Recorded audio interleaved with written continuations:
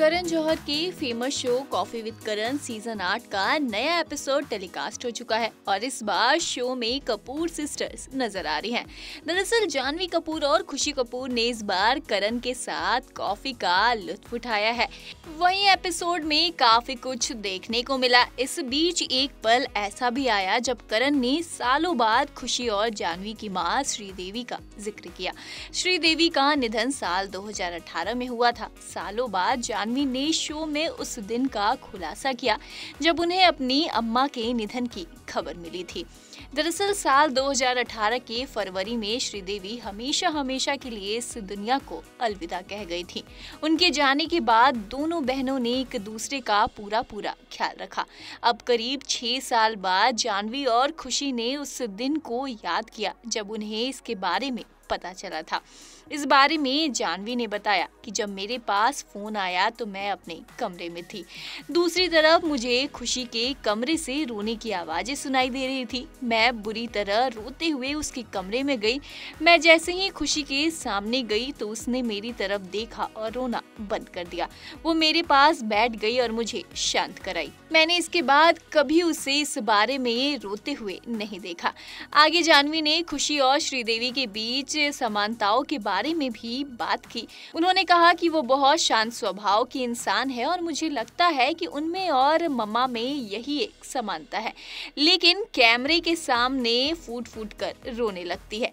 वहीं एक्ट्रेस की work front की बात करें तो हाल ही में वरुण धवन के साथ फिल्म बवाल में जानवी कपूर नजर आई थी और अब वो जल्द ही फिल्म मिस्टर एंड मिसेज माही और देवरा में भी नजर आएंगी। वहीं दूसरी ओर खुशी के वर्क फ्रंट की बात करें तो खुशी ने हाल ही में रिलीज हुई नेटफ्लिक्स की फिल्म द आर्चिज से अपने एक्टिंग करियर की शुरुआत की है। वहीं खबर ये भी है कि अब जल्द ही वो इब्राहिम अली खान के साथ अगली फिल्म में नजर आने वाली है। बता दें कि श्रीदेवी का निधन 24 फरवरी 2018 को दुबई में हुआ था। उस समय वो एक फैमिली फंक्शन के लिए वहां गई हुई थी, जबकि खुशी जानवी वापस इंडिया लौट चुकी थी।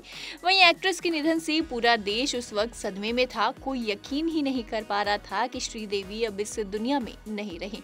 उन दिनों जानवी अपनी डेब्यू फिल्म धड़क की रिलीजिंग को लेकर बेहद उत्साहित थी।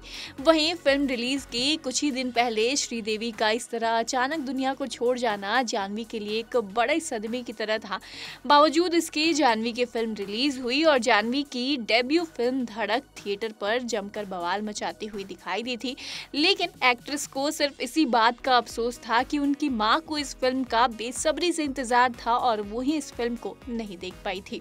हालांकि उस वक्त जानवी को संभालने के लिए उनकी बहन खुशी और उनके पिता बोनी कपूर काफी ज्यादा उनका साथ दिए थे। फिल्म की जब रिलीज पर भी पूरा परिवार एक साथ दिखा था। हालांकि उस वक्त भी जानवी की आंखें नम होती हुई दिखाई दी थी।